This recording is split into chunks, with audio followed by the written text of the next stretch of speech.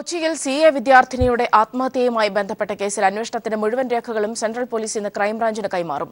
കേസിൽ പ്രതിയെ പോലീസ് ഇന്നലെ അറസ്റ്റ് ചെയ്ത് കോടതിയിൽ ഹാജരാക്കി റിമാൻഡ് ചെയ്തിരുന്നു.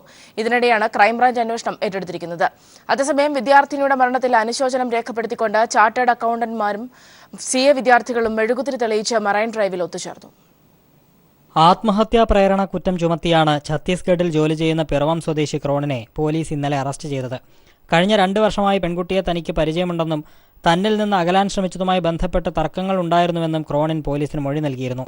പെൺകുട്ടിയെ കാണാതായതിന്റെ തലേനാൾ ക്രോണിന് നിരവധി തവണ വിളിക്കുകയും മെസ്സേജുകൾ അയച്ചതായും പോലീസ് അന്വേഷണത്തിൽ കണ്ടെത്തുകയും ചെയ്തിരുന്നു. ഇതേ തുടർന്നാണ് പെൺകുട്ടിയുടെ ആത്മഹത്യയ്ക്ക് പിന്നിൽ ക്രോണിന്റെ പ്രേരണയുണ്ടെന്ന് വ്യക്തമായത്.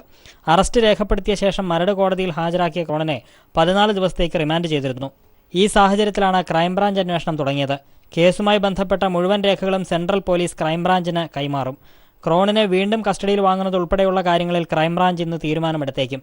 ഇതിനിടെയാണ് പെൺകുട്ടിയുടെ മരണത്തിൽ അനുശോചനം രേഖപ്പെടുത്തിക്കൊണ്ട് ചാർട്ടേഡ് അക്കൌണ്ടന്റുമാരും CA വിദ്യാർത്ഥികളും മെഴുകുതിരി തെളിയിച്ചുകൊണ്ട് മറൈൻ ഡ്രൈവിൽ ഒത്തുചേർന്നത്. ഇന്നത്തെ സാഹചര്യങ്ങൾ ഇതിനെ വളർത്തിക്കൊണ്ട് വരികയാണ്. പക്ഷേ ഇത് ഇല്ലാതാക്കുക എന്നുള്ള പ്രതീക്ഷയാണ് ഇവിടെ ഞങ്ങൾ ചെയ്തത്. ഈ ഒരു സ്പിരിറ്റ് മുമ്പോട്ടുള്ള ജീവിതത്തിൽ നമുക്ക് ഉണ്ടാകട്ടെ. സംസ്ഥാനത്തിന്റെ വിവിധ ഭാഗങ്ങളിൽ നിന്നും വന്നെത്തി ഒത്തുചേർന്നവർ ഐക്യദാർഢ്യ പ്രതിജ്ഞ ചൊല്ലിയാണ് പിരിഞ്ഞത്.